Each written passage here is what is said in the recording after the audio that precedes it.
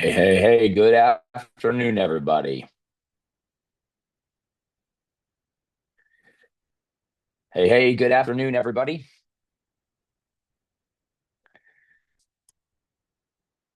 Forgive the delay, having a little bit of audio issues on my side, but I believe we've straightened it out. Have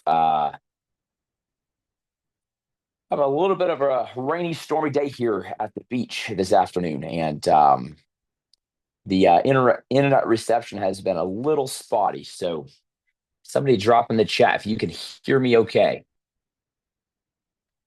Hoping you can. I'm excited for this conversation today. Somebody want to give me a thumbs up.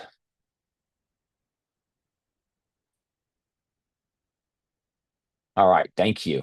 Awesome. Thank you, Brooke, Terrence, Jeremy, Terry, Ash. Thank you guys. Awesome stuff. Well, good deal. Welcome, welcome. I'm excited to jump in. We're going to talk about networking today. And if I can do this correctly, I'm going to play you guys a quick little ditty. It's supposed to come up as we joined. So as I finish straightening out audio, you guys take a listen and enjoy this.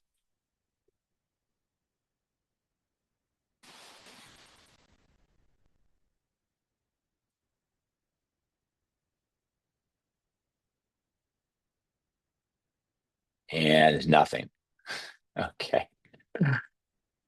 We're just going to leave that as is. I'll share it in the chat for you guys to enjoy on your own. But we're gonna talk today about networking and how our network is our optic. I took our entire training for the day, threw it into a song so you guys can listen to it again and summarize what we talk about today. If you guys haven't, though, subscribe to the Energy for Sales uh, podcast channel. Go ahead and get subscribed.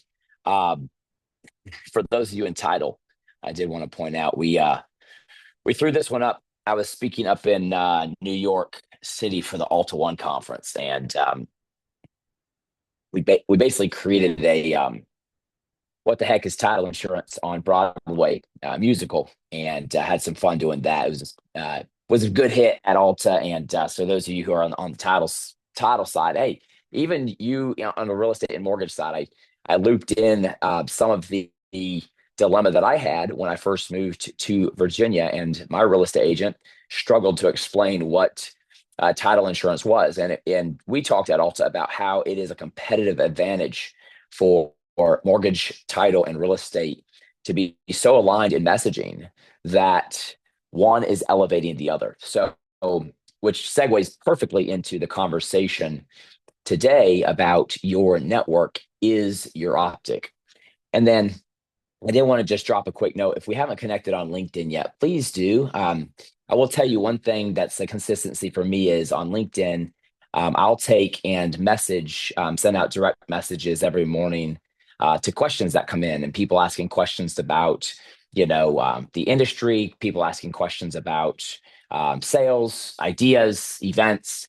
So feel free to connect on LinkedIn if we're not yet, and always feel free to drop me a voice memo. I don't like to type. You guys know this, and so I do voice memos.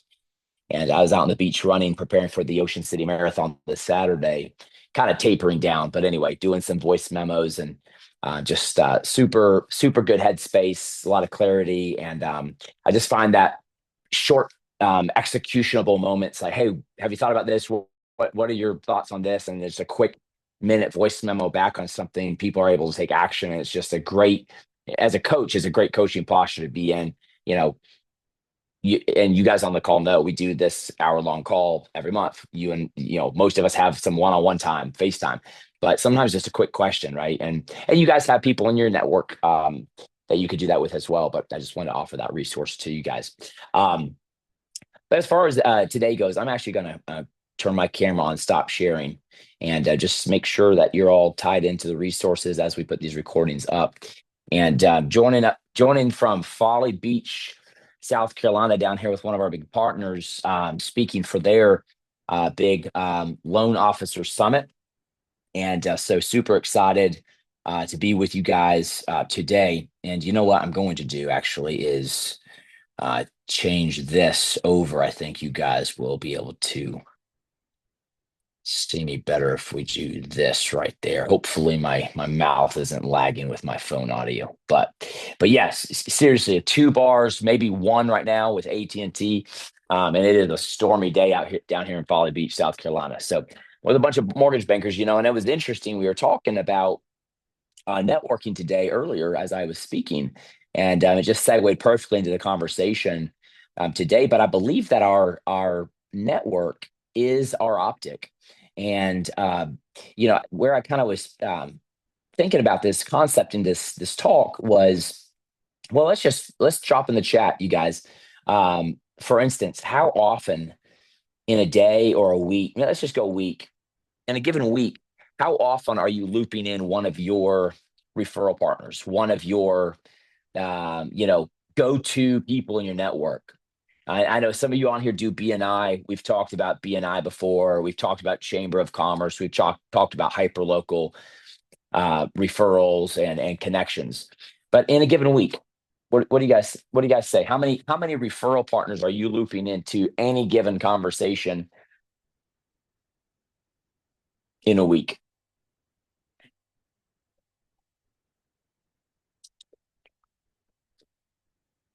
And here's a good sound check again as well. Make sure I'm coming through. Jeremy, I love the honesty. Not enough. 7 to 10. Terrence, thank you.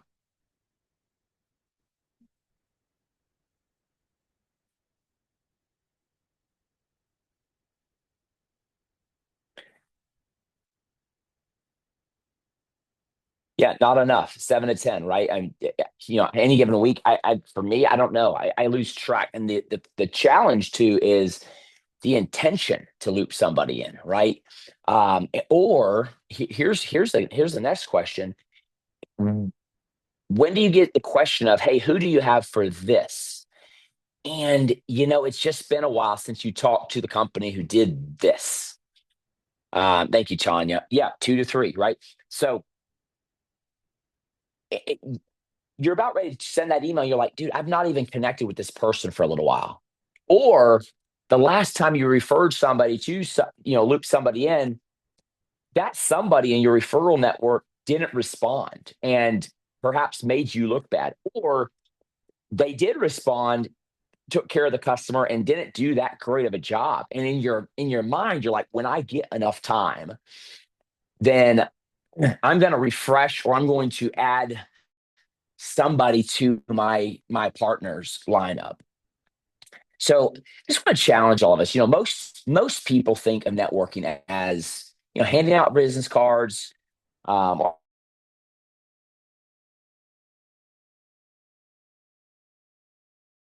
in today's market, our network is more than who we know casually or at a distance or in the past. I believe it's so much more than who we know. It's actually how we're seen. I believe there are ways today to show up in the market with your referral partner on a more frequent basis. June, great question. What counts in looping in? I'm just thinking, a text message, looping in. I typically ask, how do you want me to loop you in with somebody? But maybe an email, a text message, maybe it's a higher stakes connection, and you called your referral partner, hey, here's the situation I've got. I'm gonna forward you something, or I'm gonna loop them in, or give them your name. And then you call the customer back. Okay, I just spoke with so and so. They're waiting for your call, right? Sometimes there's more of a white glove handoff. Sometimes there's more of a casual text exchange. I would just say anytime you're connecting the two parties, right?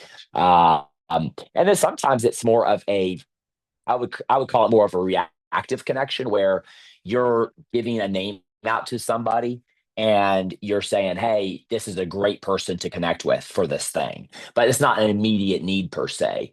And then next time you're with that referral partner, hey, I gave somebody your name, right? So I wouldn't necessarily count that one as a looping in. I'm talking about putting somebody in direct contact with somebody, so more the proactive connection.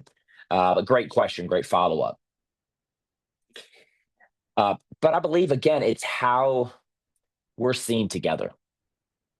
It's not just an Excel list of names that I can source out to people. We all want to be resources, and I think the burden is on us to have those, lists, those names at the ready.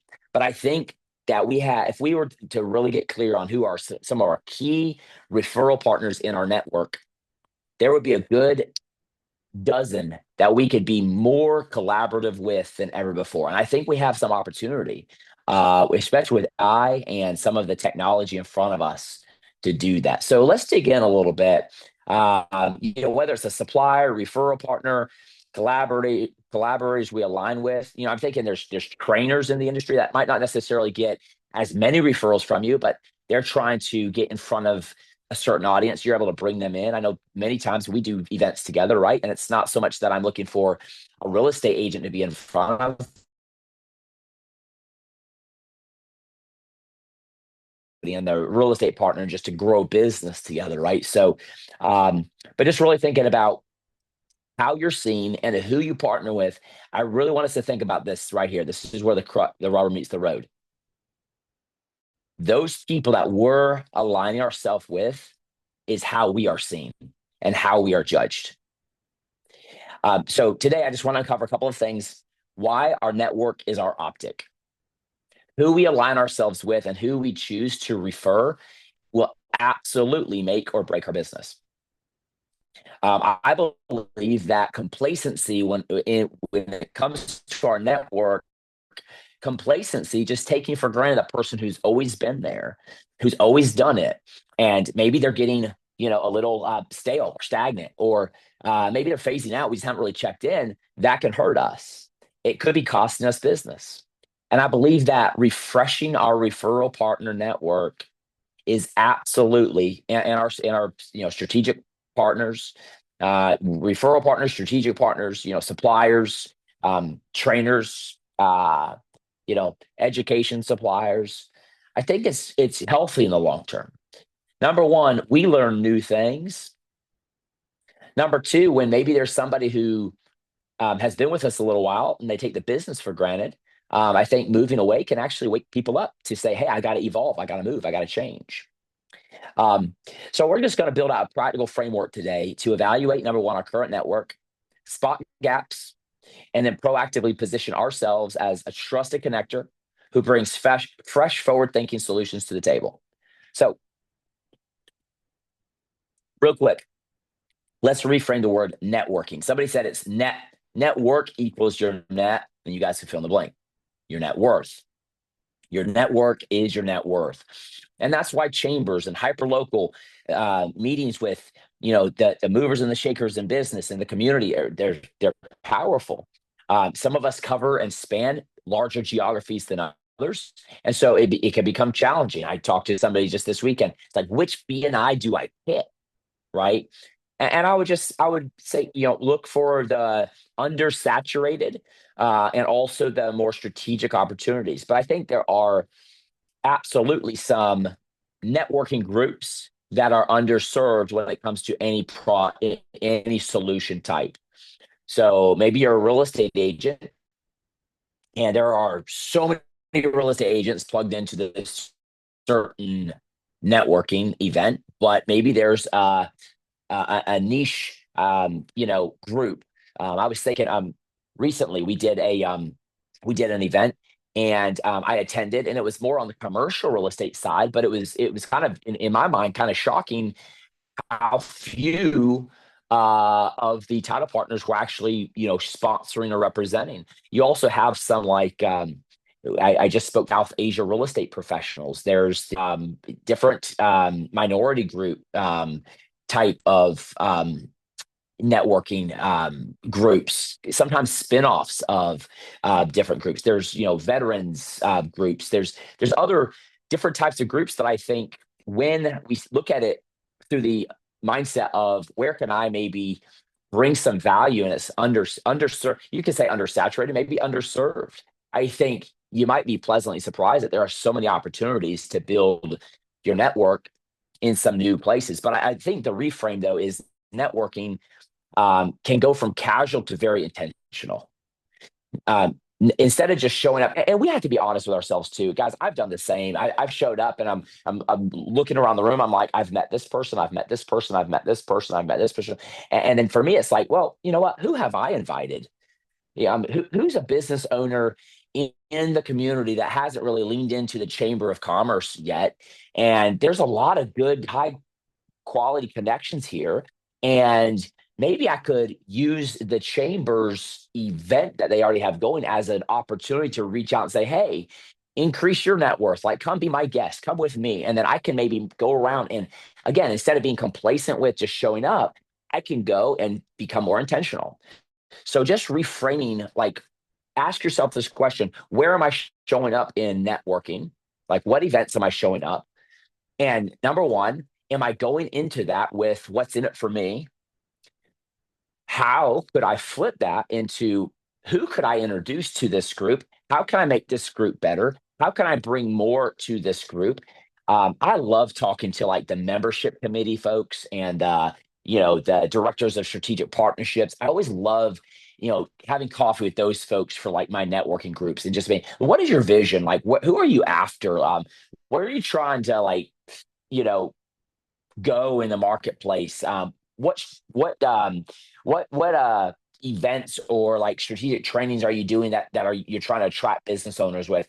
If you could get like your thumb on the pulse of that, man, that's some of the secret sauce. Cause now you can have maybe even a hand or in it and building it or a say in it.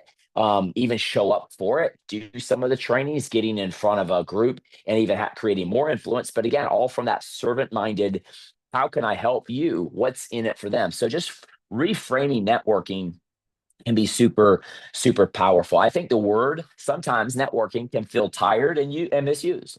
So how do we in our mind reframe it? Wayne Dyer said, when we change the way we look at things, the things we look at change. So just shifting the mindset. What's in it for me to um, how can I add value to this to make sure? And here's the other thing too, make sure that this group actually reflects my values. Sometimes we're in the group, but we haven't really, asked for or earned a seat at the table. And most of the times with networking groups, the seat at the table is open. It's like, come on in, help us. You know, and sometimes groups are just kind of stagnant and are dying. And it's like, how can I add value to make sure this group and the people in this group align? How does this actually reflect on me being aligned with this group? So that's where this concept came about. Like, your network is your net worth, but your network is also your optic in the marketplace. Um, and I think that the danger of complacent partnerships is, I'll tell you a quick story. I was in a worked for one company in south of Nashville for 10 years. And out of high school, we were a blue collar family. I started working and worked there, and just so grateful for my boss, became a great mentor of mine, and invested in me as a young guy. John Maxwell book, Seth Godin book, told me one day, he's like, Tim, he said, I'll pay you $2 below the head. And I think it was an old like Henry Ford quote or something like, I could get anybody to do the grunt work, like arms and legs, but the head, like above the head or above the neck, is basically, I'll pay you $2 below the neck. And he's like, everything above the neck is like, that's headspace. That's like, you can create immense value of like one thought, one idea. Like, so part of one of the chapters of my book, when I published my book, was WW blank D. Now, his name, my boss, was Jeff, so it ended up being WWJD. But it was, what would Jeff do? And as I walked into that organization, I would think from like, what would Jeff do if Jeff was gone on a business trip and like somebody came to my office and was like, hey, we need to make a decision. Like, we have this machine, it's not performing. We got the customer coming in. I would be like, okay, what would Jeff do in this situation? Right. And I would think from the owner's perspective. And I think the ownership mindset is really what we need to look at when it comes to our network. But back to the story, I was able to be in purchasing for that company for 5 years. And before I moved into sales. And in fact, it was my ask to go into sales. It was like, hey, why don't you take purchasing for a couple of years? We have over 200 suppliers, and hey, you sit in that role. We'll train you, negotiation, et cetera, purchasing, blah blah blah. So I went through Karis negotiation school. I went through some purchasing management classes, and it was awesome. Supply chain management, it was great, and I was eating it up. But you'd be shocked, and it blew me away. In fact, it only solidified my purpose to get into sales. Were the type of people, salespeople, that were coming in my office, and one of the things that just always struck me is the people I got along with the best, and the ones who would, really be seek to be fair in the negotiation, the ones who really played bigger and looked at the bigger picture and made always try to make the pie bigger. They were the ones who aligned on my values, and my values were always about, it's about being able to relate, not about being right. So if, like, we had a dispute, I would always I would default to a Zoom call, or a meeting in the office. Back then, 2008, 9, 10, 11, 12, it's kind of my purchasing journey. That was, back then. I mean, it wasn't, Zoom wasn't as commonplace. It was just, hey, come in for a meeting. And my whole premise was, I don't need to be right here. Let's all get on the same side of the table. We want to stay in a relationship. So how do we work through the terms of this contract? How do we return these goods? Like, it was always about making the pie bigger. And I just found that the partners who actually made us look the best, who when it came down to, like, make or break, and you had like Nissan or Toyota or GM coming down from Detroit to, like, run a line off, automated. It was the supplier who stood behind us and with us in that moment of trial and test that we that caused us to look good. In turn, it caused me to look good for having the alignment and for having built the relationship. But it was a big. I was the first purchasing manager in that company to go to lunch with somebody, and they had a policy like, "Oh, you can't be taking lunch over a certain amount." And I was totally fine with that, totally cool. In fact, I never had time to go be wined and dined. I didn't prefer to be. We were a manufacturing facility, and I mean, it was tight. I mean, I would try to get out for lunch and get back, but I was the first purchasing manager to actually value sitting down and breaking bread with a strategic supplier. And my thing was, if you got to know them at a deeper personal level, then in a moment of truth, at the moment of trial and test, there they would come through for you. And it worked, and we were able to grow the pie. So the story there is, optics matter, especially when it comes down to a strategy, or a complicated sell. And guys, we're most everybody on this. I have a couple of healthcare folks that join, and a couple still automotive folks who join from my past. But most of the folks on this webinar, you're in the real estate services. You're a real estate agent, mortgage professional, a title company, or maybe a home warranty company, and ancillary, notary. So at the end of the day, it's a complicated sale. There's a lot of hands involved. And what I hear oftentimes from title companies, yep, that mortgage banker, they just threw us under the bus. It was totally their fault. They threw us under the bus as the title company. Or that real estate agent, man, they're screaming, they're drama. Everybody's an issue except them. It's like, okay, so have you become complacent with those partnerships? Have you done the work to sit down and say, I want to dig deep into our relationship, so that, and then that moment of truth and that time of trial and test, we're both there side by side, standing strong together. And yes, we're both going to have issues. We're both going to take ownership, when it happens, but we both going to have each other's back, right? So the optics matter, being aligned. When we align with outdated or reactive partners that just are constantly behind the eight ball, they're just, and they're drama when they come into our office, and they're drama with the customer. Like, do we want to keep that, right? So it's okay. How do I refresh that? How do I not just stay with it and become complacent? So I would ask this question. Number one, am I aligned at a value standpoint? Number two, can I get FaceTime? Like, when I request FaceTime, can I get FaceTime with my partners?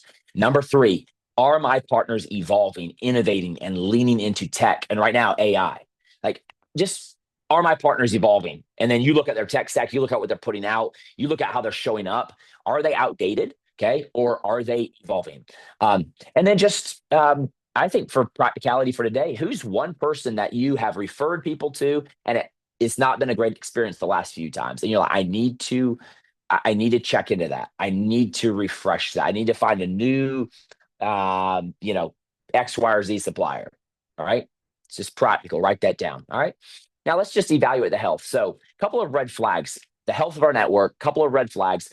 I think that in this industry, I never forget Randy. Randy came into my office, and bless Randy's heart, I loved him to death.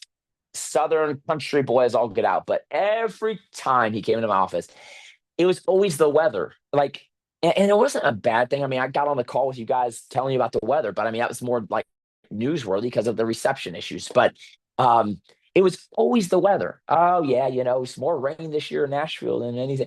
I was just like, and we had like 15 minutes to talk. I'm like, very little questions back to me, very little. Those partners out there that every time you get around them, it's they're waiting on the rates. Their production has tapered way off. You're like, what are they doing? Right? Red flags. Uh, I think the red flag is it's them, or it, or I'm waiting, or I'm reactive. Like instead of here's what I'm creating, here's what I'm developing. Hey, I've been thinking about this. You have any ideas on this? I want to do this. And I'm not talking about that person who's just always in that creative space and never executing. We all know those too. And maybe you do have a great person in the creative space. You're like, listen, let me help you execute on that. But I'm talking about the person who's bringing solutions. Hey, what if we concept this? Hey, have you tried this new piece of technology? Um, and then here's one other thing I was just saying. When you're evaluating the health of your network, ask your current supplier, hey, who are your top two competitors? Who are your top two competitors? And then I would just ask yourself this question. Hey, could you meet with them? Who are they running up against? And if they don't know who their competition is, maybe that's a sign that they've grown complacent. I'm not saying to actively look to replace them, but to see if they understand who their competition is, and then have their competition been banging your door down, right?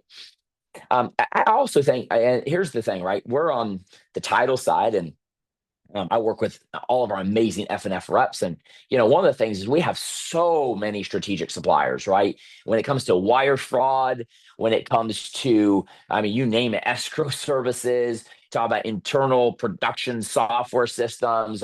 I mean, we just have so many. And then AI solutions now and CRMs. And I mean, just so many great strategic suppliers. But I'll tell you, one of my moments of truth is understanding that if I take one of those partners, just one of them, and I try to force that one partner on everybody, it's not going to work because every one of my customers has some uniqueness or level of uniqueness. And there's going to be some workflow that aligns better with this company, or maybe a technology that integrates better with this company. So I would just say, in evaluating the health of your network, do you have options? Are you actually deep? And by the way, the strategic supplier who looks you in the face when you say, "Hey, who are your top competitors out there in the market?" And they look at you in the face and they say, "Well, this company and this company." And if ever it doesn't work, like if ever there's not a good solution that we can bring, I know the person over there. She's great, and I can always make a connection to them for you, or you're welcome to reach out. That right there, that is a sign of an abundant minded strategic partner. If you have that right there in front of you, you have something beautiful and golden. So, because they also understand the fact that there's a time and a place for all of us, and the world's abundant, and they're the ones out there creating so much opportunity, they probably can't keep up with it all.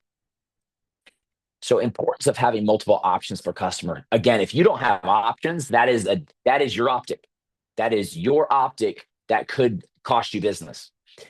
Options are power.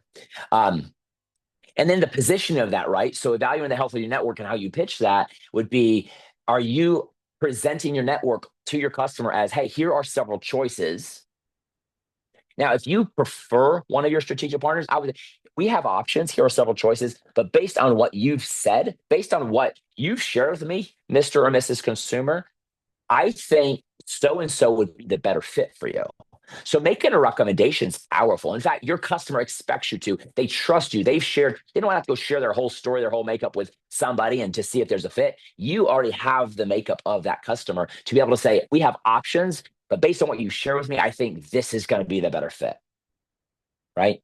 But again, the burden of proof is on us. Have we spent the time with our strategic partners so that we can have that conversation and so that we can define and make that fit? I'll flip this just for a second. If you're one of those companies that you're working with a real estate agent or working with a mortgage banker or a title company to become a strategic referral, you have a product or solution and you want to be that strategic referral to them. Are you giving them such clarity on how to say it, on how to communicate the value in this thing, so that when they're in that cell, in that moment of communication, they can easily say, here's what this company does, here's what they stand for, I know the rep personally, they're amazing. We all know that that's how you earn the business, by being the most familiar option.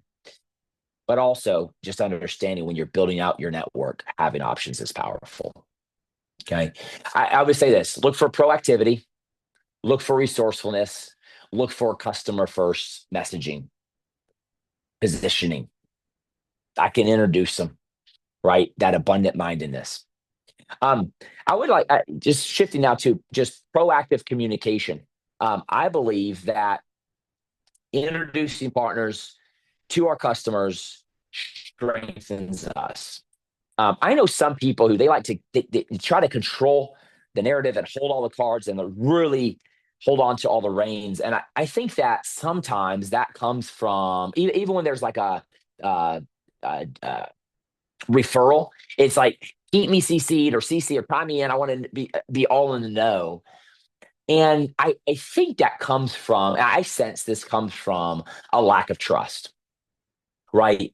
So, first and foremost, I'll tell you in business, Tim Hooper is Tim Hooper's biggest bottleneck. Okay. My biggest bottleneck to growth is me, my mindset, or my inability to delegate. And so, if that's the case, then how can I build a strategic partner network so strong and invest time face to face to share my expectations on how my customers get treated and the white glove that I expect, and to make sure that that partner knows, listen, I refresh, I pay attention, I vet very heavily. And listen, we're going to do a lot of business together, but here's the expectations and here's how I like to be communicated. Once I refer somebody to you, I'm trusting you, but here's what I like to along the way know what's going on.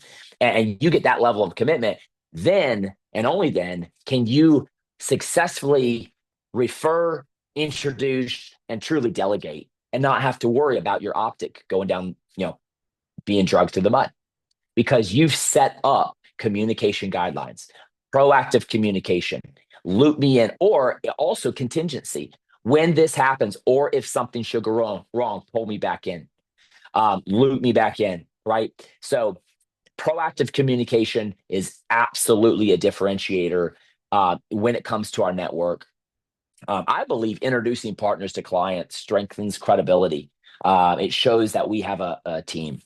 In fact, I encourage real estate agents all the time, talk about your vetted strategic partners. Vetted. Like, I've done the work to vet this title company. I've done the work to partner with a few good loan officers if you're not working with one. Vice versa, loan officers. I work closely with several real estate agents if you don't have one yet, right? But understanding and just introducing them earlier on in the process. I'll tell you, one of my loan officer friends, when I was buying my mama home, um, she offered early on to introduce me to a real estate agent out there, and I didn't know any real estate agents in Cedar Rapids, Iowa. But again, I'm working on the application process and whatnot, and so it took a minute, but I eventually reached back out and introduced. She had offered, "Hey, I can introduce you to Brian. Brian's a great friend of mine, great guy." And it took me a minute to circle back, and kind of felt like I was behind the eight ball a little bit. And I circled back, yeah, sure, introduce me to Brian. So it was on me, but man, just an easy, proactive, like, hey, Tim, just wanted to connect you with Brian.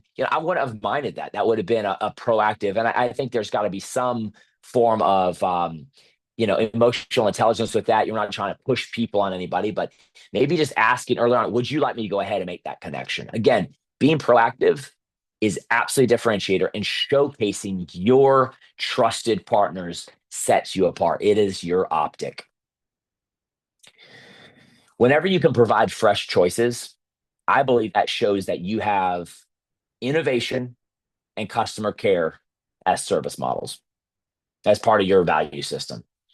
Um, So just introducing proactively, having fresh options, and just identifying those gaps earlier on, getting that clarity. It's just another way. People like to say like it's another hook. I don't like to necessarily think about it as like hooks, hooking the customer. Man, if you have a good, strong referral partner and you introduced them, and maybe the home buyer isn't like ready to move forward with you, but they really have all these questions on real estate. Now you have basically your sales team, your extended sales team, and your referral partner working the deal for you. So I just think earlier the better on that. Let's shift and talk about the mastermind effect of strong partnerships. So I think the best customers, um, they grow proactively, not reactively. And what I mean by that is your best customers, the ones that you want to do multiple deals with, multiple transactions with, your commercial, bankers, your attorneys who are, managing this person's wealth, or those referral partners. I think that leaning in to and aligning with them and seeing kind of who they're out there, looking at in the marketplace is super powerful. Um, I would like to just think about it this way. How can you mastermind with more of your good customers?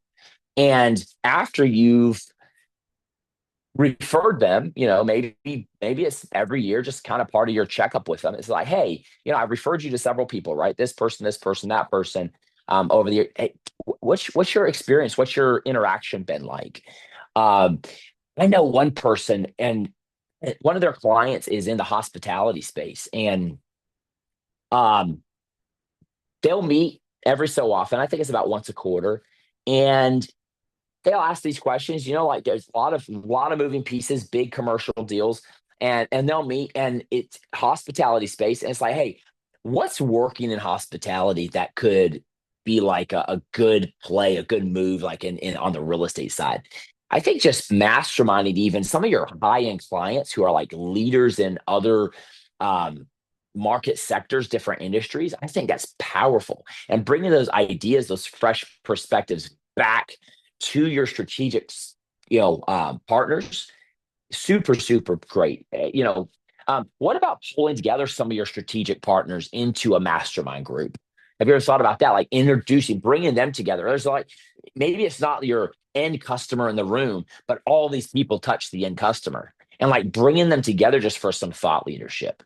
It's one of the things when I do events, a lot of times it's like mortgage bankers saying, hey, we're going to go do this event with all these real estate agents, and or it's a title company. We're going to go and do this event with all these mortgage people and real estate people.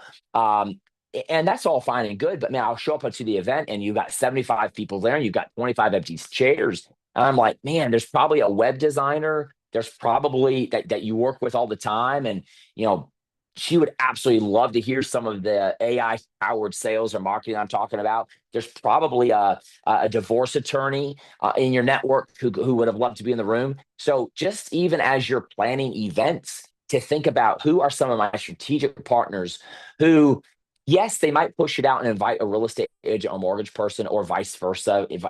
But who could be in the room, and how could I make sure that they're in the room to glean from that value, and feel super seen and super empowered, and then they remember again you for bringing that value to them, and the next person that comes along that's looking for somebody to you know close a loan, or show them some property. It's like, hey, I know this person, right?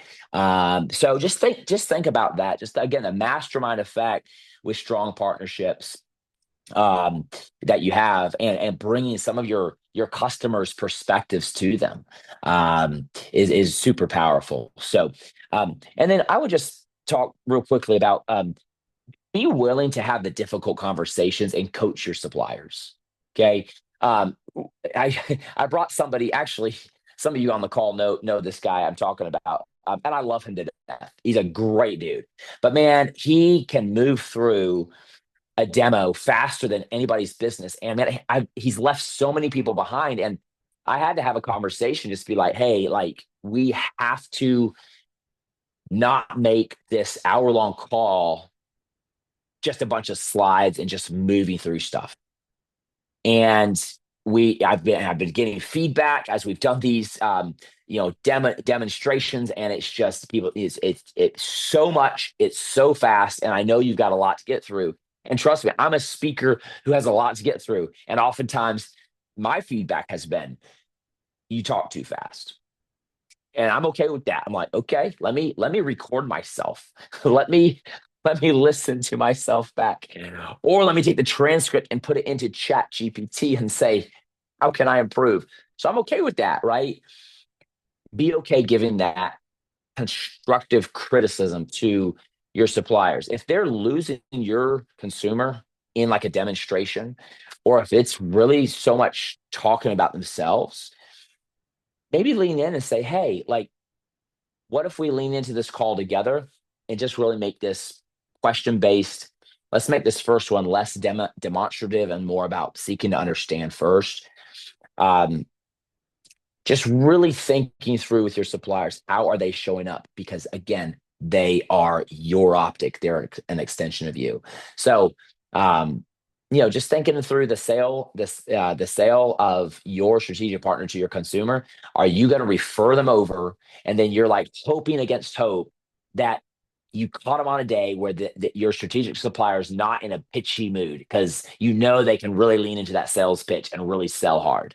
Okay, maybe it's time for a conversation, so you have to worry about that. Listen, I'm going to refer people. You're one of the best in the industry, but man, when we get on the call, I've already prepped them for you. I've already prepped them for this. I've shared your value from my perspective, and it's really question based. I ask them questions. I'm like, man, based on what you shared, I'm going to introduce you to this person. I don't need you to hammer them so hard or sell them so hard. The other thing is, be mindful of how your strategic partners are dripping communication out to your consumer. When you make and this would be a great question when you're vetting your strategic suppliers. Ask them, what does your communication consistency look like? How do you drip value out? What does that look like? Some of your strategic partners might be, and this is typically not um, the case on like I've not seen some of the wire fraud services or AI services. I haven't seen this yet. But man, some of your mortgage people, like I've referred somebody to a mortgage person, and like, hey, this is a good buddy of mine. And the person called me and said, can you call your buddy and tell him to take me off his text thing? And like the guy was blasting out of his Big Purple Dot CRM. And if you're on Big Purple Dot, nothing against Big Purple Dot, but I know that they have like automated texting. And the guy basically stuck them into an automation, and they're getting all this stuff. And it's like, I was like, Brian, like, stop it. So you have to be able to go lean into those difficult conversations and coach your suppliers and really ask those questions up front. What does that look like? Because when I refer somebody to you, again, I'm building the ecosystem. I already, drip value out to them on a monthly basis or whatever your consistency is. I don't want them ever feeling like they're being hammered from somebody that I introduced them to, right? So setting those expectations, and then also vetting and making sure that your strategic partners are behaving. And behaving is probably not the best word there, but living up to those expectations. Um, so let's see here. And I think the sales narrative alignment. So your partners represent your brand. So, hey, if I'm going to refer somebody to you, like, making sure that they understand your values, what you're saying, and also how to back you up. I think that's important. I mean, we've had those people who, they had the deal on the line, and or we referred them. They leaned in, they had the deal on the line, and then all of a sudden, maybe it looked better for them to take the deal somewhere else and refer it out somewhere else. We've been burned by that. I don't think that happens that often, but man, if that happens, call them up. Say, hey, that deal disappeared. I noticed it closed over here. Like, what happened? Do you have a friendship with that person? Is this, are we still a good fit? Like making sure that you're also asking for feedback from somebody. Maybe here's the thing. Maybe the consumer went to your strategic partner and maybe there's a gap. Maybe you missed it, right? And they told him, they said, hey, love Tim, but man, Tim's a little too energetic for me. You know, do you have another real estate agent? And so they refer them because they don't want to lose the deal. Now, hopefully your strategic partner is like, hey, dude, just want to fill you in. But what if they're conflict avoidant? What if they didn't? right? So being able to call back and ask for feedback too is super powerful. So just being willing also, not just we're not just the high and mighty, I'm building out my referral partners and you all do what I say and I'm going to coach you and all that. No, actually going out and saying, hey, that deal kind of fell apart after we referred. Was there any feedback or did you hear anything from them? And just following up with them to try to fill in some of the gaps that we might not be seeing in ourselves is super powerful. Let's talk about refreshing the network a little bit. So I think just practical steps here, right? Um, Audit your partners. I would say twice a year at the least, right?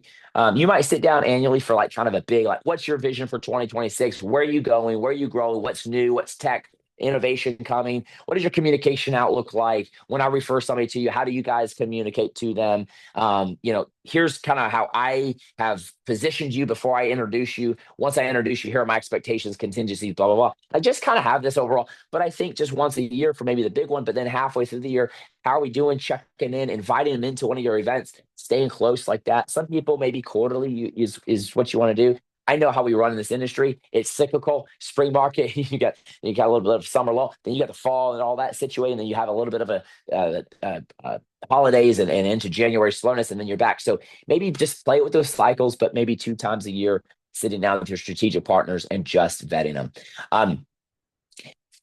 Number one, audit your partners, at least bi-yearly. Number two, meet the competitors of your current suppliers. Stay aware of what's out there. The other thing is this: maybe your current supplier tells you, oh, we're the best and we're clicking right along, we're innovative and all this. It's still good to go demo or go look at what is out there. Make sure you don't get caught in a tunnel or in tunnel vision.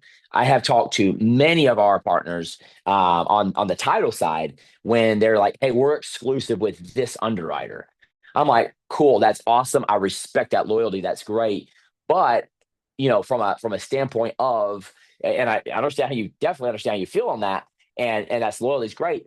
But we've also worked with people just like you who were exclusive. And as we started demonstrating some value, what they found was there were a couple of things that they weren't getting from their current supplier, and we were able to bring those to the forefront. And they partnered with us, and now we're leaning a little bit more on the tech and innovation side, and it's working really well. And they've kept their former, and they've added us, and we've been clicking right along. And there's just things we've been able to complement. And so just being able to understand that too, with when you're vetting and looking out there, but also even in your own sales approach for some of you on this call, reaching out and saying, hey, I want to be a strategic partner possibly. So, and then I would just say every year, make sure you're bringing a new, like, listen to your customers, what's frequently being asked, who aren't you able to refer somebody to because you don't have that person.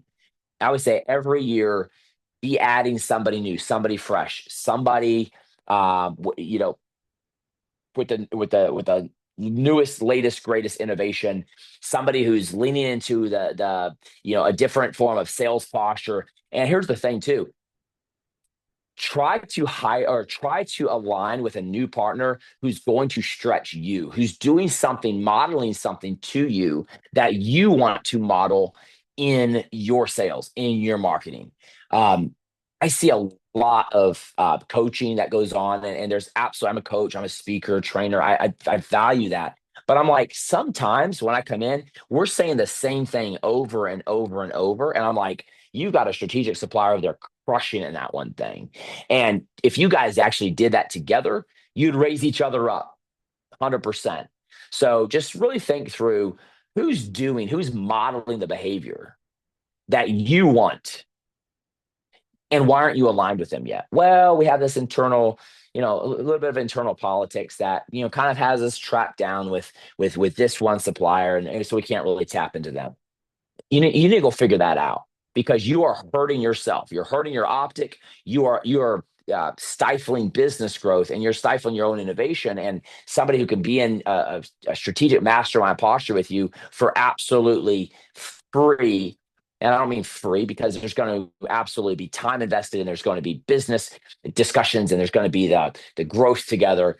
But you can have a channel partner, right? So just really think through who can stretch you. Just some takeaways, and I'm going to open this up for some questions. We're running down on the hour here and try and keep this tight. But networking again isn't about me. It's about alignment. It's about having options, and it's absolutely about optics. And it's also why I'll tell you a quick story on this. When it comes to networking, is about optics. Um, Back in my rebellious days, some people would argue didn't really have rebellious days. I got married so young, but I feel like I had a little bit of a like chip on my shoulder. Like, I'm not going to do it this way because that way didn't work. It shattered my family. And it's like, so I just kind of shoved a bunch of stuff out of my brain and then kind of came back to and picked up the good pieces of it and forgave some of the what was bad. But anyway, all that to say, I, I grew up with neckties. I grew up with neckties. You know, every Sunday it was a necktie all cinched up. And basically, and then we were around the military. So I would never forget the guys. They'd come up and they'd grab it when I was a little kid and they grabbed the little, because, we had the fake ones. Those were okay. But man, you get those real ties and they grab the pulley in the back, call the bully, and cinch it up, choke you. And so I never really liked my neck being tight. I just don't know. And maybe it's because I had allergies real bad as a kid, so I never felt like I could breathe really good anyway. So that just never felt good. So I rebelled and I ditched all neckties. In fact, FNF had a big black tie up in New York. And I was like, okay, so I'm not hauling my tux to New York, but I'll take a necktie. I put a necktie on. So it was like weddings, funerals, and FNF's black tie. But anyway, it was cool. Then I had another black tie and had to do a bow tie like 2 weeks ago. Thanks, Tanvir. So, anyways, um, okay, back to my point. I ditched neckties and I'm like, I'm done. It's for, why do I even ever need a suit? I'll never forget Jose Barzola. Jose Barzola was a mentor of mine. He's from Peru. And I was launching my book. And my thought was, I'm going black t-shirt, black jeans, and sneakers. And I was kind of thinking like tech forward, I'm going to look like, and I didn't really want to look like some of the, influencers out there, but I thought I did. Right. And I'm in the real estate world. I'm in the mortgage world. I wasn't yet in the title space, which that even amplified the fact that I'm around attorneys and title professionals all day long. But so around, and he said, Tim, he looked at me, he said, Tim, and I can't do his accent just great. He was such a beautiful Peruvian accent, but Tim, he's like, you don't wear a sports coat for you. He said, you wear a sports coat for the people you're speaking for, so they'll refer you to their friends. And I'll never forget that. I'm like, so it was more of a sign of respect. It wasn't about me trying to look the part. I thought it was like, no, I'm just trying to look really snazzy. So I took that to heart. I'm like, I will wear a sports coat. When I put a sports coat on, in my mind, it is a sign. I walked downstairs this morning, just had my button up and my pants. I had just finished running, so I was trying to cool down. And I just carried my sports coat down. But right before they introduced me to speak, threw my sports coat on, spun it up, straight in my pocket square. And it's kind of like I'm getting ready for war, boom, and go up and present and make whoever brought me into that room want to do it all over again. Because I realized their network is also their optic. Now, once people get to know you and you feel comfortable enough to doff the coat, great. But man, your first impression is a lasting impression. Make sure that you're taking into account that the person introducing you now, on the flip side of this, you're the optic for them. How are you handling that? So, and that making sure you have their back. So networking isn't about me. It's about alignment, options, and optics. All right. Number two, complacent networks drag you down. Complacent networks drag you down. If you're not making time to date your network to make sure that they're on point with things, then you're gonna get some lag in your business. You're gonna get drag. Something's gonna go bump in the night. So make sure you're proactively making time, because proactive, innovative networks elevate your reputation. Okay, and then just ending here with this key takeaway: your network is your competitive edge. Your network is your competitive edge. You have to work your network in order for your network to work. And it does become your net worth for sure. And the other beautiful thing is, man, when you're leveling up and having these conversations, you're also building friendships. You're not coming across like, belligerent. It's always this seeking to understand, asking for help. Hey, how would this work? Yes, every now and then there's probably going to be a fired up conversation when they just miss it 2, 3, 4 times in a row. And you're like, hey, we got to get this right. There's going to be a time and a place for that. But again, not letting it get to that point because you have options, because you've been vetting, because you have sources is super, super powerful. So without further ado, one last little tip I want to give to you guys is this: when you go out to network, okay, when you're out and about, Chamber of Commerce, wherever you're networking next, the real estate association, the mortgage bankers association, whenever you're networking, um, I would just say anymore, and maybe it's just the older I get, I've realized that it's not about quantity as much as it is quality. And when I go out to like a networking event, my number one ask is, who are the three people in this room that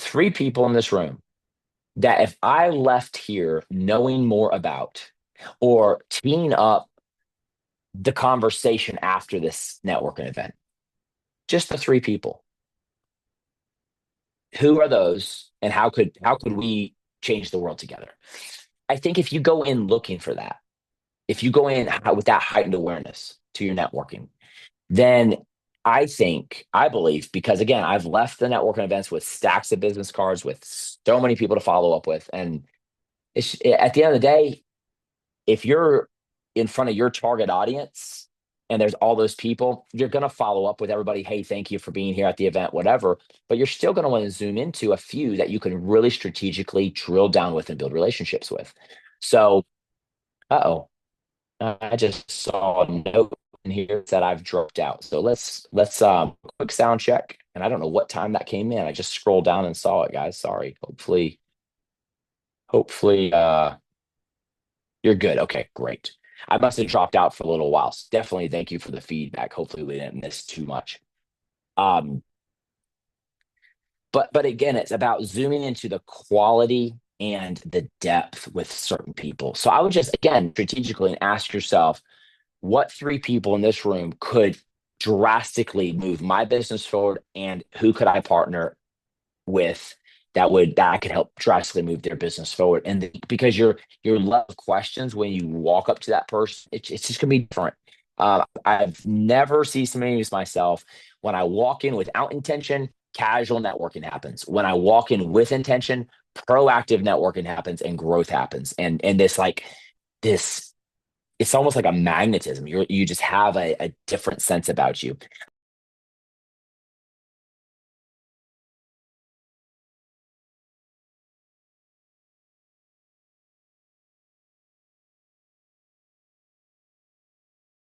I think I'm back now. Let's see if this works. Yeah, this one bar is truly killing me. Sorry, guys. All right, how are we now? Good now. Cool. Thank you, guys. Okay, so here are a few questions that I would ask when I reconnect on vision and goals with my referral partners. Um, Number one, what's a goal that you're really fired up about for the new year? Okay. That's really anybody, any of your referral partners, any of your network. What's one goal you're really fired up about for the new year? Where are you hoping to see the biggest growth in revenue, in your reach, in your relationships, right? And then any new initiatives or focuses your team is rolling out that we should know about. Okay. Um, so that's just kind of three questions under just reconnecting for their vision. And then um, here's a couple of questions. I got these actually from Michael Mayer. Michael Mayer wrote 7 levels of communication, and he's all about like becoming the local mayor. But who are you looking to meet or partner with this year? So asking your strategic partners, who are you looking to meet or partner with this year? Um, is there a certain type of client, referral partner, or industry you'd love to get closer to? So just understanding who they're after, who they're looking to meet with, what types of partners they're looking to meet with, and then who do you want more introductions to, right? Lenders, agents, builders, attorneys, tech partners, like who do you want more introductions to? And then are there events, conferences, or markets you're targeting where we can help you make connections, right? And this is where it's so powerful when you end up aligning at the same conference and can do like the wingman, wingwoman thing together. Super powerful. I have had some of my best business partners, like big money partners come out of somebody at a conference pulling somebody aside saying you should know each other, or are you attending his session? They're in the session, and then boom, they're pulling you in to do something, and it's such an acceleration of connection. So just tapping into your partners with those types of questions. So again, what's their vision for growth? Who are they looking to connect with and collaborate with? That's kind of prong number two. And then I would just ask about, systems, processes, and like leadership mindset. So where do you feel bottlenecked or frustrated right now in your growth? And then are there areas you'd like to see more automation, especially right now with AI? Because they might be, oh, you're using this new tool, you got to check it out, and you're going to learn from that. Um, and then I think just the layer deeper on that is the leadership piece is, if they have a team, if they have a big company, and maybe you have a team in a big company, just asking like, what are you doing right now to keep your team motivated? Um, and who are you learning? Like, who have you pulled in to learn from? Just some of those things around the training, around the culture is super powerful. To hear what they're doing, I've learned so much from how to keep a remote workforce engaged, how to consistency around meetings, the cadence between back in person versus still virtual or hybrid, best practices with your team right now who maybe have really bad habits around their calendar management, and now even though they work from home, they're like plugged into more stuff. They don't have any boundaries or breaks, and taking care of the mental health of your people, like, so certain things like that, just leaning into. So again, just the systems and processes, right, technologies and whatnot, and leadership and people, right, and then your who you want to connect with in collaboration, and then the vision for growth and goals. I think those are powerful questions. Again, sitting down and just having those yearly or bi-yearly meetings is super powerful. But knowing how to connect your referral partners, knowing how to connect people to them and vice versa is super powerful. Look who they're looking to connect with. And you'd be shocked, by the way, if you have this conversation, 9 times out of 10, it becomes a reciprocal conversation. And even when you like your intention is not necessarily sitting there, and there's always a time and a place to say, hey, here's who I'm looking for to connect with as well. Or can I share who I'm looking to connect with? If they're not offering, you can always offer that. That's fine. But this is really about growing them and vetting your suppliers. And but you'd be shocked how many times it turns around and you get asked that question back. Hey, who makes a good connection for you? Who do you want to be connected with? It's just this reciprocity that naturally happens when we are totally committed to being bought in with them, helping them grow, and then leveling them up and not shying away from it. And they know that they can trust us, but doing it all through a servant mindedness and a humility. And it's pretty spectacular what we can create together that way. So any questions you guys have in the chat, and I promise you this song, so I'm going to grab that now. I think I cut out earlier. So here we go. And I'm going to throw this in the chat for you guys. Check it out. You can jam to it after this. I wanted to get the call going today with a little bit of music. That's kind of been my habit lately. And again, I'm dealing with some Wi-Fi and some audio issues. So thank you guys for bearing with that today. Any questions when it comes to networking? Is there anything any strategic partner you're looking for? I mean, right now, is there somebody you're like, hey, I need this type of a person? I know this is not your local BNI or local chamber here on Zoom with me, but I would love to hear if there's anybody specific you're looking to meet or connect with.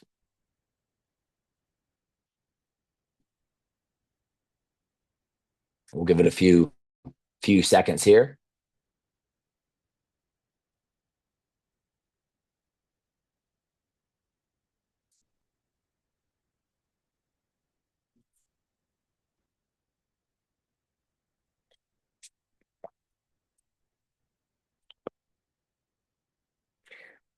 Jeremy, you did.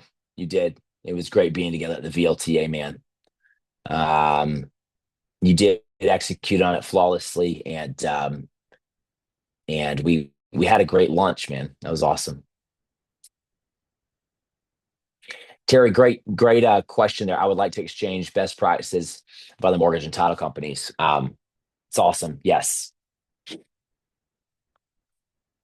we can absolutely do that. In fact, I have an email drafted. I was working on before I logged on, so I've got get you those dates, and I'll add this some thoughts on this to that email. So cool beans.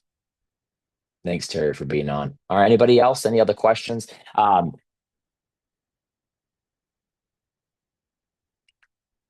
Certainly happy to expound on any of these if you guys want to go deeper. I think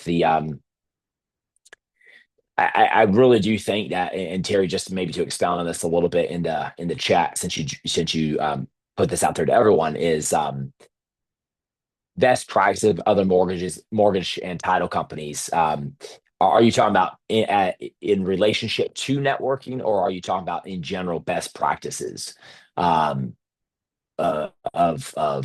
just being in alignment with some of the companies out there that look like you, that are in the same growth posture as you, and then like what are the best practices from a systems and process leadership standpoint? So almost like a collaboration with competitors in different regions, maybe, or something like that. Is that what you're getting at, or more specific to networking?